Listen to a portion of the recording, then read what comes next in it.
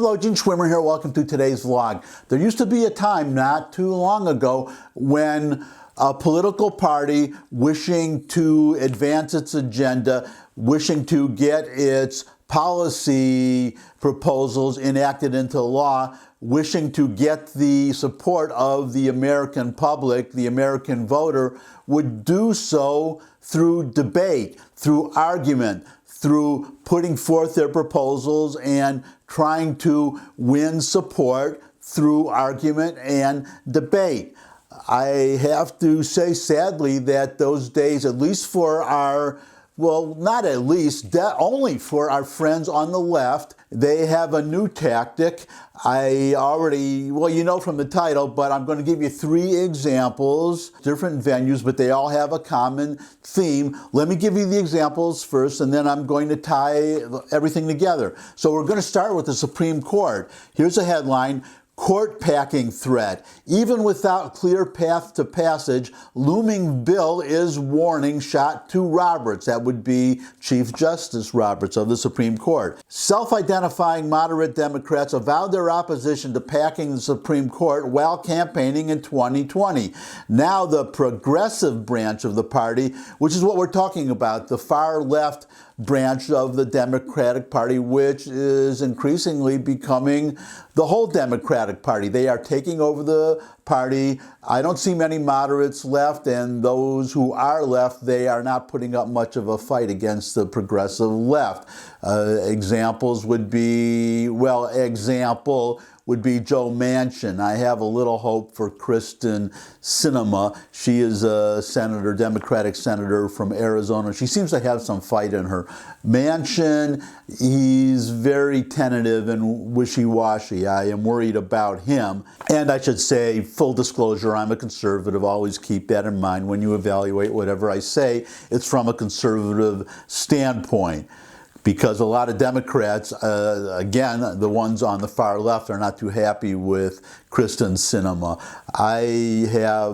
In some ways I like her, to be honest. I have to be perfectly frank. I wish she were a Republican. I wish she would switch parties. Does not seem likely, but getting back to the article, the progressive branch of the party thinks it has discovered that the threat of court packing may be a powerful enough weapon in and of itself to influence the way the High Court decides politically tinged cases. The looming specter of court packing is, quote, a shot across the bow of the Supreme Court, trying to pressure John Roberts, Brett Kavanaugh, the middle of the court, as they head into the last couple of months of this term, unquote, said Ilya Shapiro, editor-in-chief of the libertarian Cato Institute's Supreme Court Review. Quote, they're trying to steer them away from decisions that progressives might not like, unquote. Both the commission and the bill, the commission is the commission that Joe Biden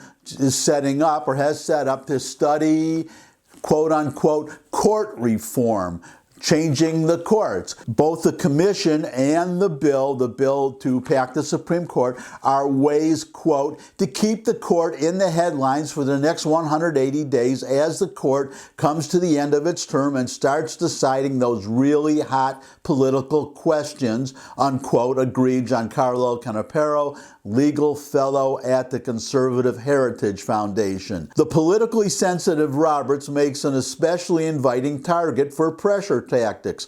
A consensus-seeking swing vote, the Chief Justice sees himself as caretaker of the court's institutional image. Quote, it's also a way to keep the political pressure on certain justices like the Chief Justice, who we've seen in the past responds to political pressure and delivers outcomes for progressives in an attempt to appease the angst that he sees coming from that side of the government, unquote, Canapero said during an appearance on, quote, Just the News AM, unquote. Just the News is, it's podcast, obviously, but it's also website, a news website. They're called Just the News.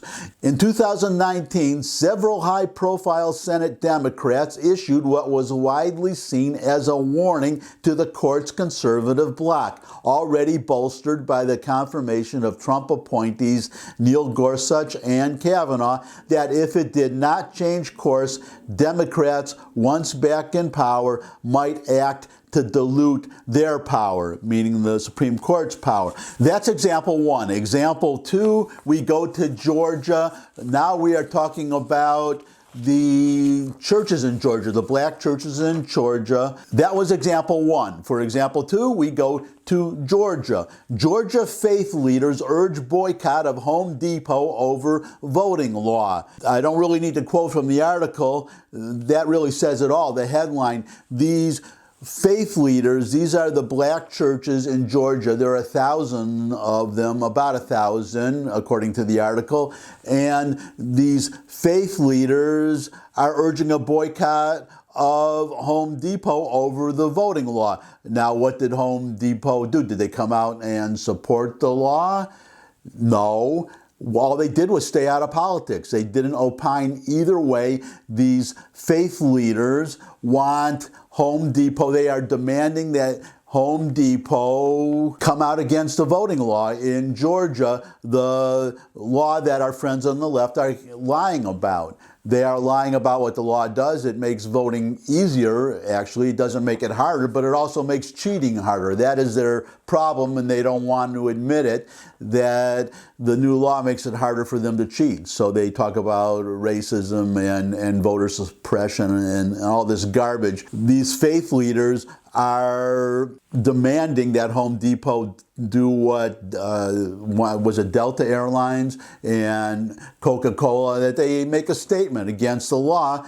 Home Depot is being quiet, and they should do that because these faith leaders obviously forgot the lesson of Goya. Remember Goya Foods? I forgot what the exact issue was, but Alexandria Ocasio-Cortez and others called for a boycott of Goya Foods. Oh, I remember what it was.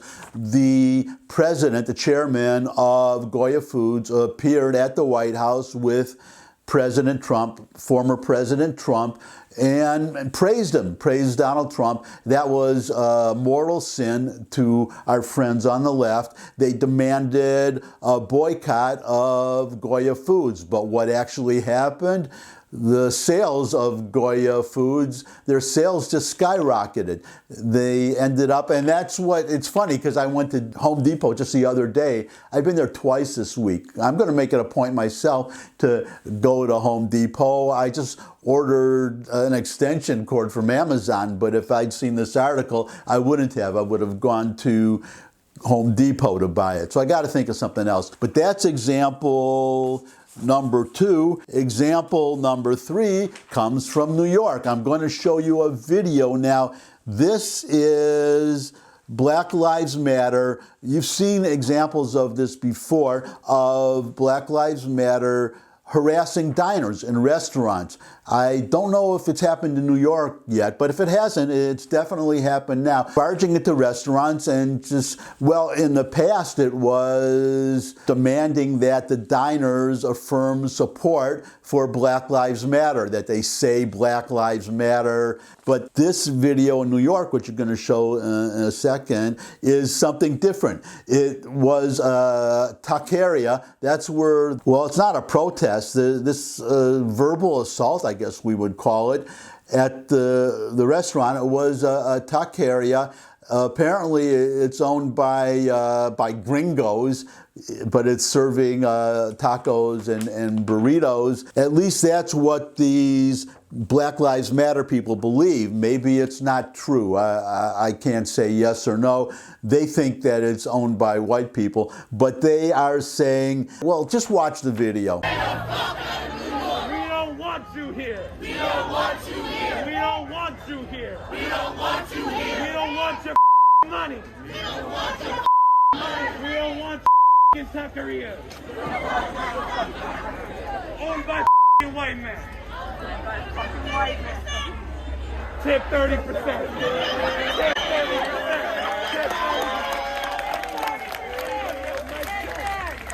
Anybody over here that's not tripping right? You just saw a Black Lives Matter mob screaming at diners at this restaurant, call and response, screaming, saying, get the blank out, we don't want your wealth, we don't want this, we don't want that, blah, blah, blah, blah. In case it wasn't clear, they just want white people out of New York. That's what they're saying. All the white people leave New York. Well, I can tell you, I guess, from two angles, because I was born and grew up in Detroit. I left in 1977. I saw what happened to Detroit when all the white people got out of Detroit. Look at Detroit today. Maybe a few are trickling back, but the results speak for themselves. I guess they just love what happened in Detroit, these Black Lives Matter mob people, and now they are thugs. Now that's what they are, thugs. I guess they want the same thing for New York. They want the people who are paying most of the taxes to leave as if there are not enough problems already, which I have to say personally is really sad, because I said I would give you this from two aspects. So the first one was growing up in Detroit. I left Detroit in '77. Where did I go? I went to New York, where I lived for 40 years until only a couple years ago. Now I'm in Tennessee. So I can see what this is doing to New York. It is really, really sad. Not just this, but I have to digress. Knockout game is back. People just being slugged, sucker punched out of nowhere. The attacks on Asians, the homeless people everywhere. That's why I finally left, seeing homeless people all over the place. The crime situation, the open drug use. Actually, I've had an intermittent running argument with a dear friend, also from Detroit, from Garden City, actually, outside of Detroit. She moved to New York about a year before I did. I stayed at her place for a few weeks till I could find my own apartment. But we have this running argument about, because I moved in '77, whether New York is worse now than it was in the '70s. She said last time we talked about it that it was worse in the '70s, which I find hard to believe, at least a part of the '70s when I was there from '77 on. I have to talk to her again about this, because I don't remember when I was there all these stabbings and all this crime. I honestly don't remember it. Anyways, that's the third example. I guess I could list as a fourth example the Shelving trial. The trial is over. The verdict was the verdict that the mob apparently wanted, so there was no riot. If you've been watching my past vlogs, I was wondering whether there would be a riot one way or the other. I knew there would be one if the verdict was, well, definitely not guilty, but if it were just manslaughter.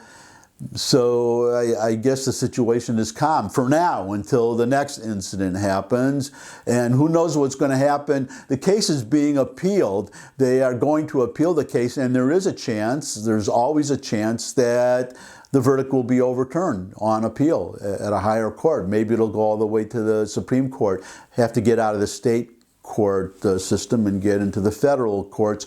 I'm not going to go into that's a separate matter, maybe another vlog, but tie all this together now. I'm tying this all together, and it seems that because before, this is what I really meant, or what I wanted to emphasize, Maxine Waters and others, I played you the video of her the other day, saying that they had better get the verdict that they want, or there would be trouble, or there would be riots, which is actually, I'll make a quick aside, that is one of the grounds on which the case could be overturned on appeal, because the jury was not sequestered during the trial. They were when they decided the verdict, but during the trial, they heard they were able to hear the news. They could have heard Maxine Waters threatening violence if those jurors did not deliver the quote-unquote right verdict. So now back on to today's subject.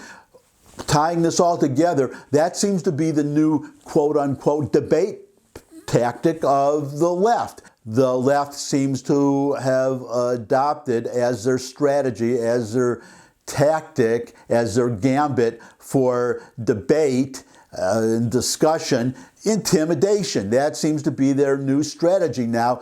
Not to debate, not to argue, not to make their points, not to show why they are right and we conservatives are wrong, just to intimidate.